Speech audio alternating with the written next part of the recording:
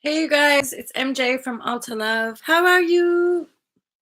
So today I was hearing information saturation, and it sort of goes along with like we're living in the age of transformation, and ultimately that transformational energy is coming from a bombardment of information as code, information as light, ultimately, and this information is um I'm hearing like that kind of saturation process, but it's that information saturation which is ultimately sort of driving the human species into the cocoon of transformation. And this is why we're seeing an increase of the chaos and confusion. It's that there really is a sort of species reconfiguration happening right now, in as far as evolution. How do we continue to adapt to what's going on around us here on this planet, and yet we're having to integrate the sacredness and also like the divine initiations of our human form into this next phase of our evolution. It's like destiny. It's sort of pre-agreed. It's par for the course in these human vessels on this planet. It's like we're just along for the ride. I sometimes get that. You know, Bill Hicks, a comedian who's not he's not with us anymore, I don't think. Um but he one of his sort of famous speeches was that about like just sit back and enjoy the ride. And you know, where along our human history did we forget how to just enjoy living and being in these bodies? And we're just now, in really simplistic terms, we're moving from darkness into light. We're moving from fear into love.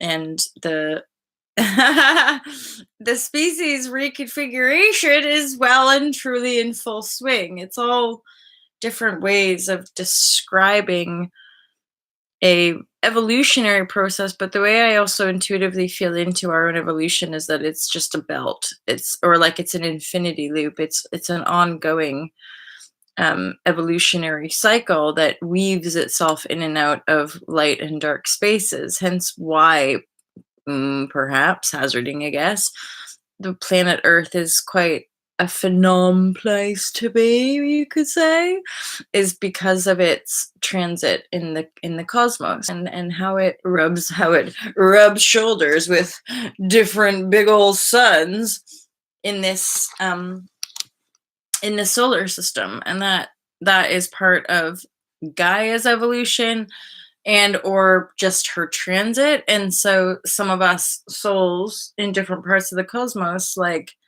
we're like, look, there she is in her transit. Let's go down now and have a bit of a party. Suffering.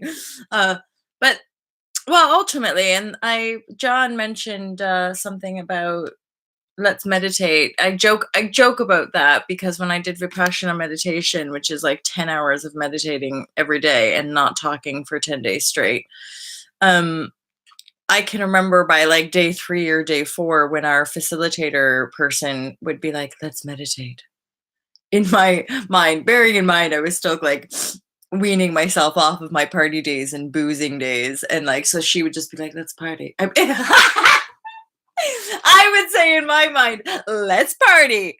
Because like honestly, trying sitting in silence for 4 hours on the trot, it's intense, but it's well worth the endeavor. Vipassana meditation, if you're really serious about kind of locking into maybe centeredness, power, um, a meditation practice. It's pretty gosh darn phenom for that. but it is 10 days, like, you sort of commit yourself in such a way. It is another one that is in real alignment. Vipassana meditation centers normally don't charge a fee, they just accept donations. They have centers all over the world that are based on that donation of it's technically Goenka, it's the lineage of meditation from the Buddha, apparently. um Hence why you just sit there for hours and hours and hours and don't talk to nobody. And you eat breakfast and lunch and then have like a bit of fruit in the evening.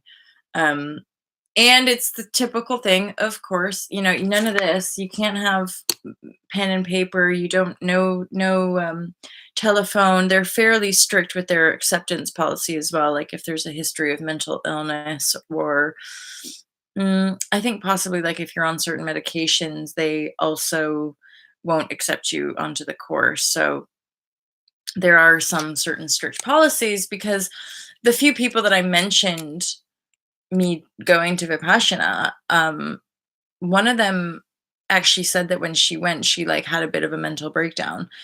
And it is known to be the case. Like a lot of sort of dormant um, energy in the body can start to come up, and which is why there's a fairly rigorous sort of what's the word, application process to do vipassana, because yeah, because it can throw people, just like all of the spiritual stuff. Let's be honest, let's talk about information saturation, and part of my intuitive awareness of like, unplug more, watch less, spend more time outside, spend more time with humans. Was really like in blessed mode yesterday because a friend who I hadn't probably seen for almost a year reached out, and we went for that coastal, that pit of the coastal walk that I showed you guys a couple days ago. I took her and her dog out there, and oh my geez, it was just so fantastic. And like it's funny as well that we ebb and flow in and out of our own lives and our own phases, and yet we have to remember that like all of us are going through some shaz, nobody is free of karma, nobody is free of the energy dances that are coming for them, and we all, and I think that's always been my like stepping into these sort of transparencies, these being just brutally like honest with myself, so that I can be honest with you, so that I can be honest with you, so I can be honest with myself. It's like when you're sensitive and you feel lots and stuff, and you feel all the different like energetic disparities or like hidden shames, or just like you catch somebody out in a lie, um and then they try to baffle gaff you, or manipulate. It's all that kind of shady shit that's really kind of rising up to the surface, hence the species reconfiguration. And the more bombarded with light, oh, massive insight as well about this year of completion last year, as we wrap things up. Let's wrap things up now. But um like for Rizzle, I'm just like, I swear to God, last year was just pure. And I'm Lee Harris, or like some other channel probably did talk about this. I probably talked about it as well. But like last year was incredibly like the rise of the empaths, or some Shazbot. It was like all empaths went through just a series of like intense, insidious kind of narcissistic abuse situations, which were like flat shining bone tendencies. And then d- everyone's an individual, probably slightly different unfolding when it came to dealing with these people. And yeah, and I say that with like compassion and kindness. It's not like all narcissists are evil and all empaths are the shiny godchild. It's like, no, we're just all humans with different points of attraction. And like we can all exhibit empathic and narcissistic tendencies, but it would just appear to be the case that there's, at this point in our human evolution, empathy is less the norm, and narcissism is more the program. Like, we're, again, compassion, love, heart, humanity, but like humans have been programmed to be kind of greedy slaves, and it's sad. And we can do better, and a lot of us are, and hence why the compassion piece, because even, like, in a weird way, you could say like narcissism is like an even deeper wound, and or dormant wound, and or like, no, I'm not wounded, I'm not wounded at all. Like, I just go shopping today.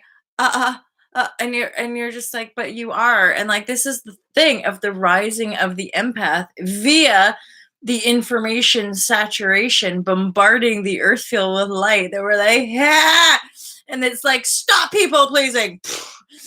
Stop denying the intuition, because we've proven to ourselves time again, and or our own seeking or our own naivety has led us down these rather painful um tunnels, or whatever, these painful little maze runs, and we're now kind of all putting our feet on the ground and dusting ourselves off and just going, okay, I'm still alive. And I've had this feeling quite a bit in this year, and building up into this year, of like, we have arrived in new frequency, new paradigm, new earth energies.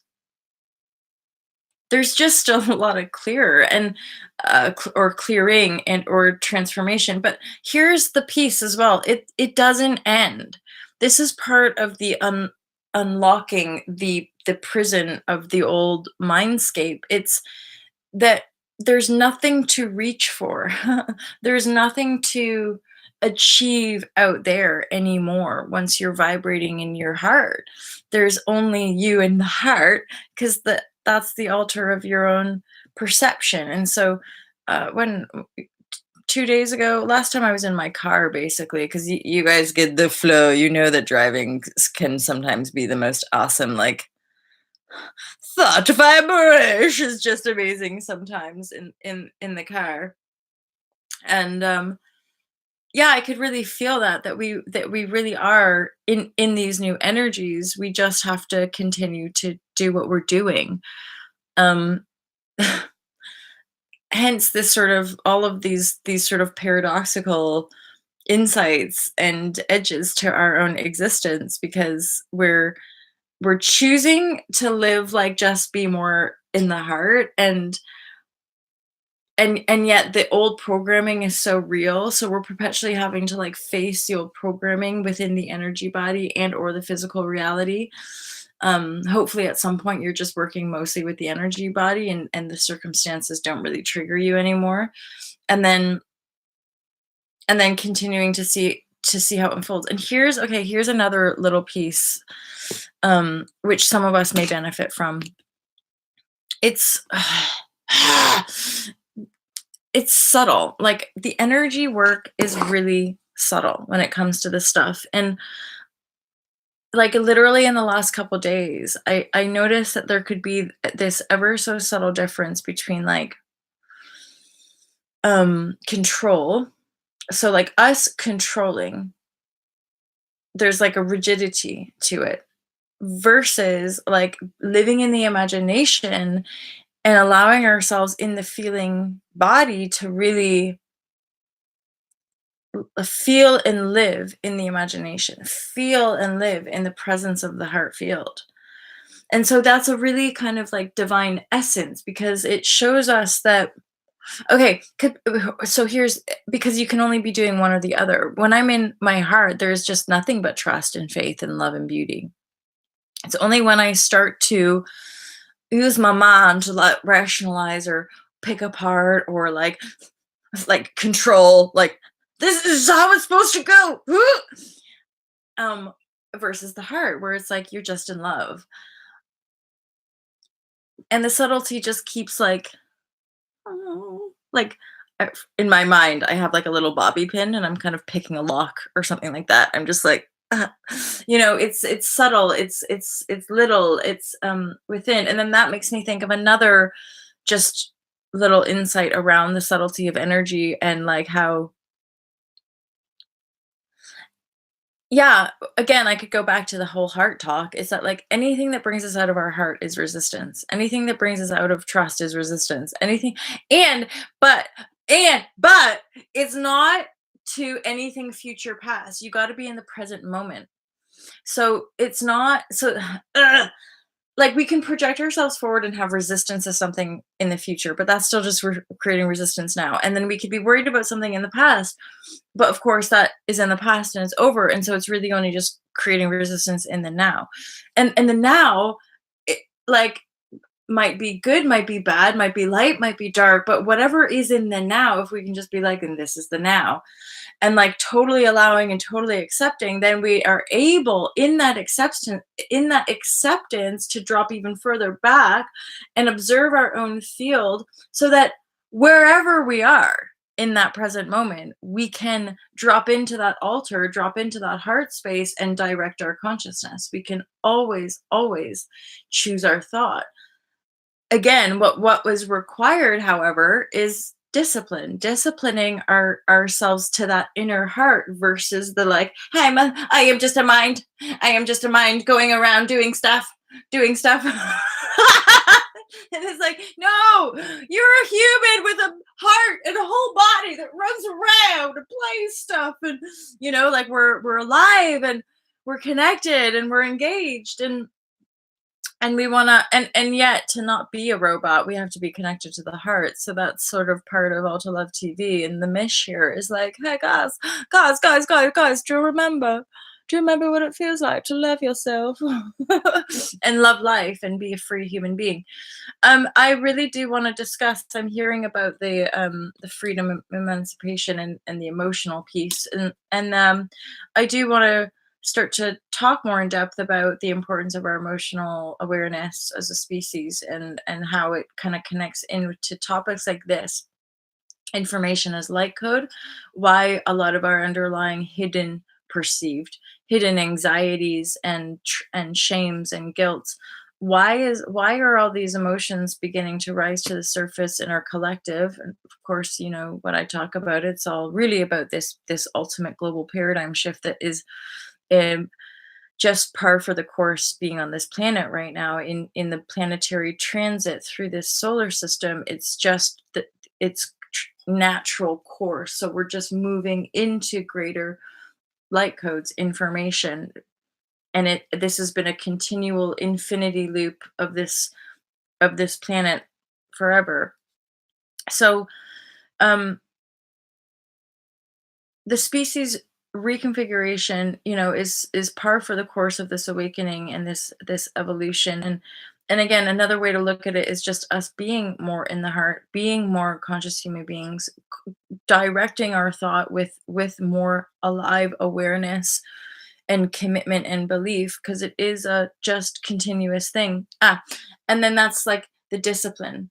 I actually published an article. It's not published. I apologize. It's an article I submitted for Badassery Unleashed magazine, and I talk about the 3Ds: discipline, discernment, and diligence, as far as being on this transformational path, this manifestation path. Because from the 3D matrix reality, the reason I would say people give up is that, one, the transformational path, i.e., the path of manifestation, i.e., the kind of like heart filled Christ consciousness or unity consciousness path, it's not linear, it's not straightforward. And so people's minds get like, and then they just rebound or default back into their default setting.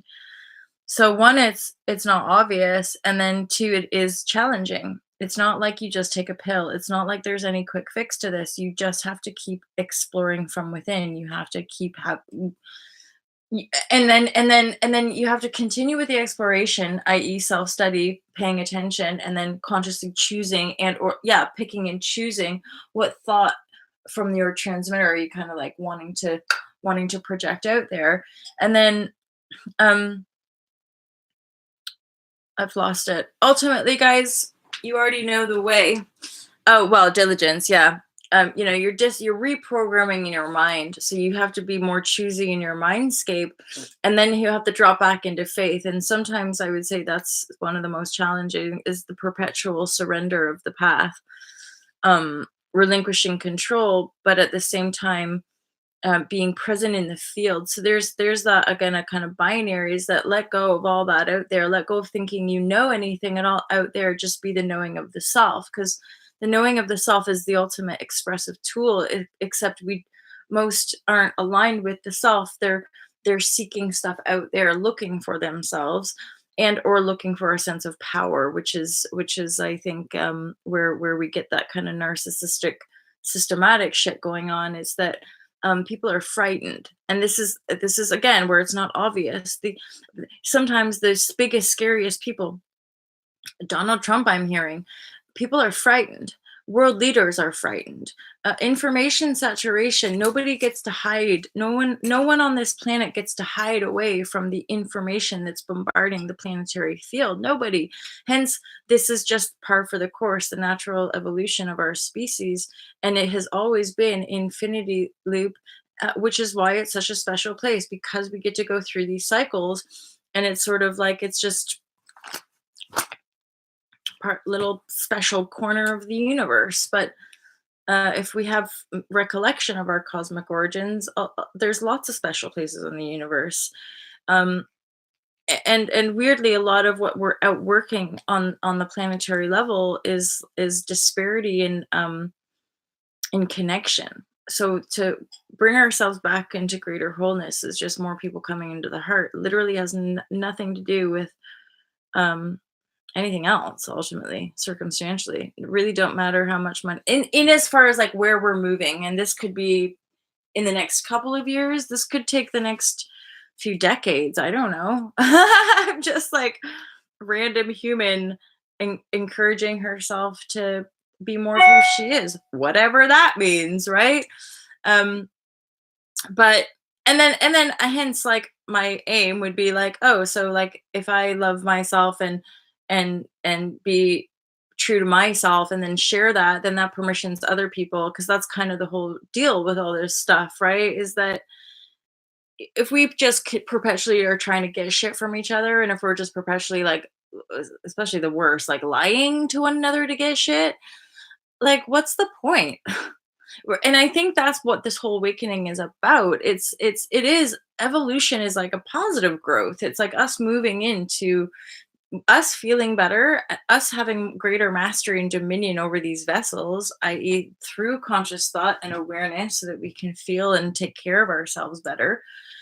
And then stop all the kind of power over the kind of divisive tactics, right? But the divisive tactics, the divide and conquer, blame and attack, control, domination, these energetics have to be dissolved from within the self.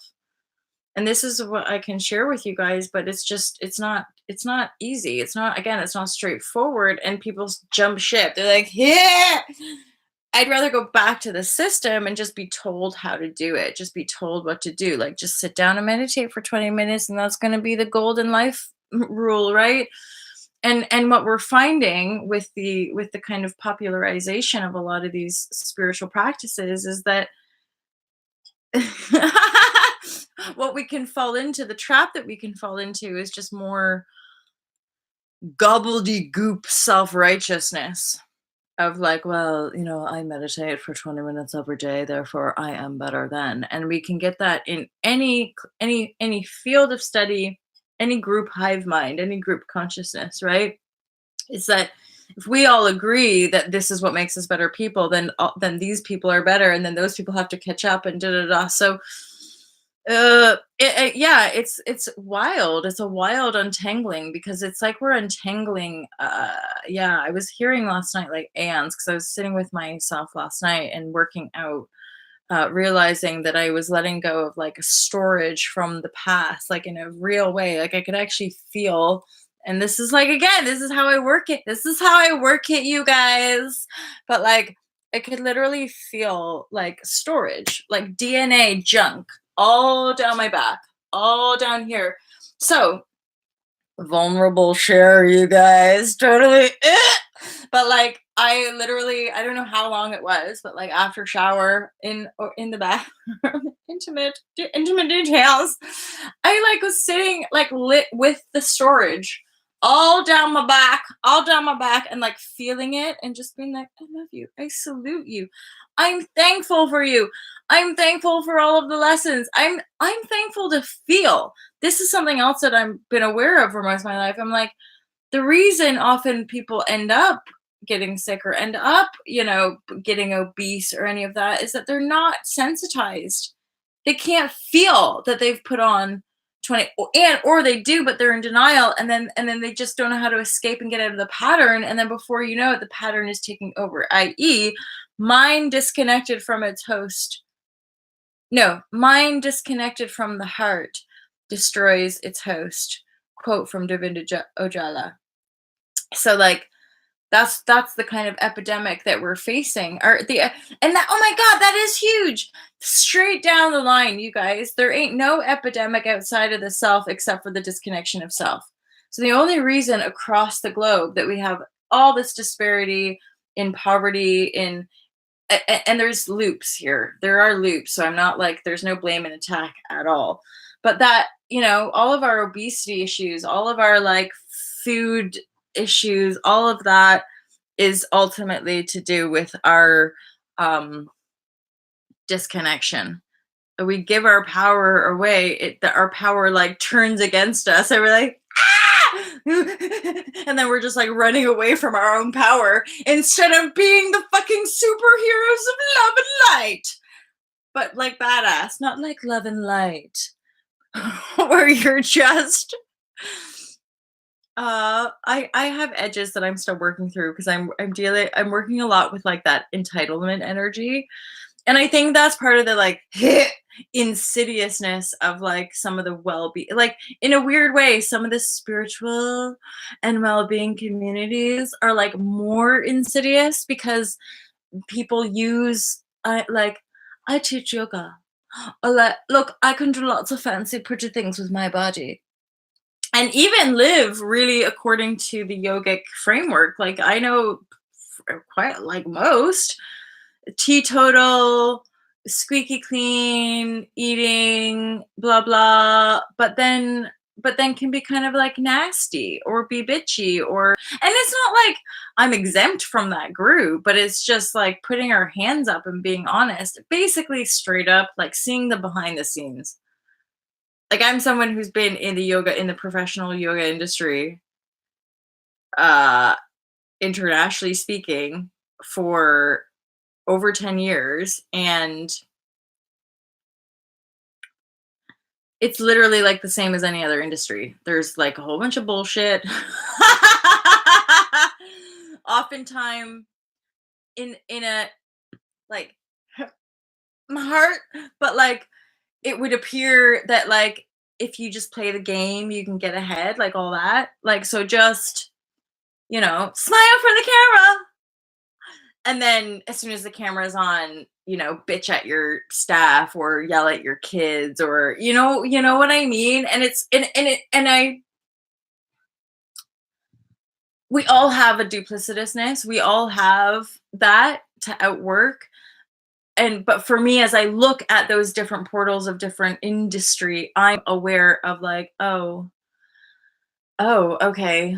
So maybe it is the actual underlying systematic imprint that we have to outwork, and it's not just about like getting spiritual or doing yoga. Like yoga is not the answer, you're the answer. Meditation is nothing outside of ourselves is the answer, right? And and there's a whole bunch of sort of systematic oppression stuff going on that I think, if anything, privileged, intelligent people really want to look at that, really want to wake up to that, because part of my publishing the Fearless Life Guide was, one, to help more like empath light worker types sort of own their power. But then two, part of that kind of owning of the power is taking that. If you own your power, there's going to be a whole bunch of people that you take your power back from. And then when that happens, when we get a sort of false power taken away, we have to deal with our shit. And that is part of this whole rising of the empath, is that there's like a whole group of narcissists who are going to have to like up level, who are going to have to own their shit. And that's just how revolution evolution works. There's just, and here I'm feeling the energies right now. I'm going to start to close down, you guys, but here now it's like last night I got this massive sense of like, oh, of course you have to stop sometimes. You have to completely be depressed. You have to let yourself sink to the lowest depths. That's part of how the cycles of nature works. That's part of living in a kind of cyclical um solar system. It's like um the tide has to go out. If you want your ships to come in, you got to let that water go out. You just got to let it. You just got to watch it. You got to allow it. You can't, like, what happens if the tides go, you're like, oh, oh, and then you're like, I have to run after the tide, and then everybody, you start running, you're like, guys, the tide is leaving, everyone's stressed, run, you go after the tide, and then you're like, big wave coming, and then everybody has to run away, and you're like, instead of just like hanging out on the fucking mountaintop, knowing damn well that like, oh, I'm gonna let that water go. I'm gonna let that water go, and I'm gonna let that water do its thing, and I'm just gonna sit here and I'm gonna watch the sunset and the sunrise, and I'm gonna watch all those people just have little freakouts all the time, and I'm gonna know that the reason all that water is leaving is because new water is coming in. There's a couple of topics I mentioned, but one that's coming through specifically is blood and water. At blood and water, and then I also at some point want to talk about more about why emotions are connected to our freedom and sovereignty as a species on this planet. It's kind of big stuff, I like to keep it lighthearted, but like I'm fully aware this kind of stuff is again a total foundational shift for the global paradigm, and it's going to shapeshift the entire civilization and world as we know it.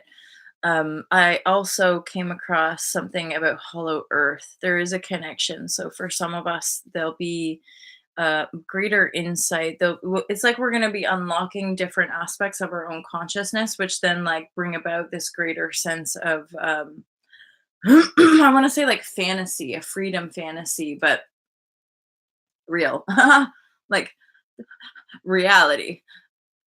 But then that's the whole joke about people, for people like us, most of our lives people have been like, you've got to get with the real world. I'm like, that don't exist, my friend. You've been duped. You've all been duped. um I jest, obviously, but I have great love for the planet and the people on the planet, and we're being like shook up, right? I.e., information saturation.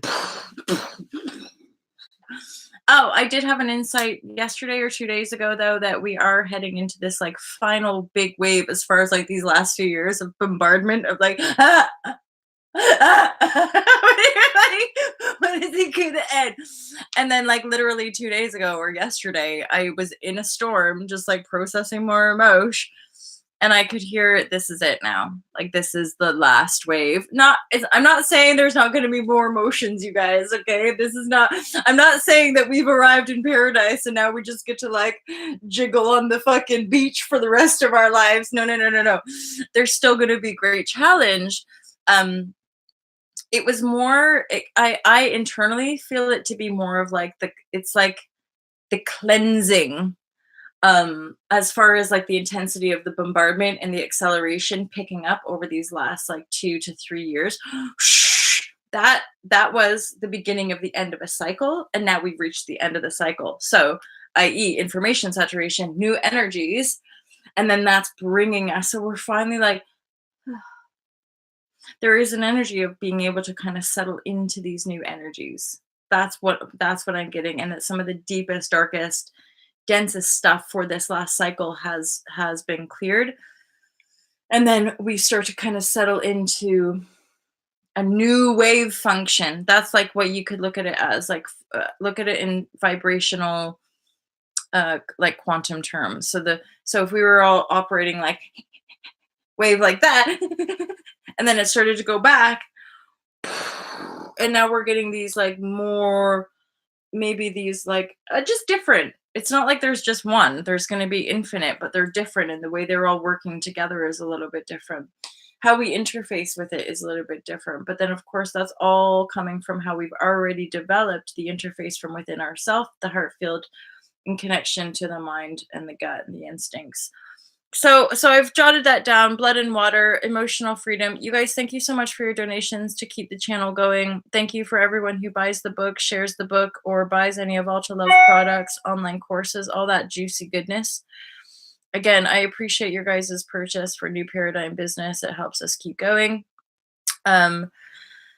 And so those are some topics: emotional freedom via emotional storms, blood and water. You guys can always, always comment on these videos, share them around. You can also email me personally. I love getting your guys' emails. Sometimes your guys' feedback is fantastic topic sharing, because I like being able to like percolate and brew and noodle over some thoughts and discussion topics. And then that kind of opens the door for us to carry on the conversation from this kind of heartfelt, just loving space. All to Love TV has been brought to you by me. Have a great day, you guys. I love you loads. And I'm just wishing you a whole bunch of lovely information to saturate your consciousness with freedom. Peace out, you guys. Have a great day.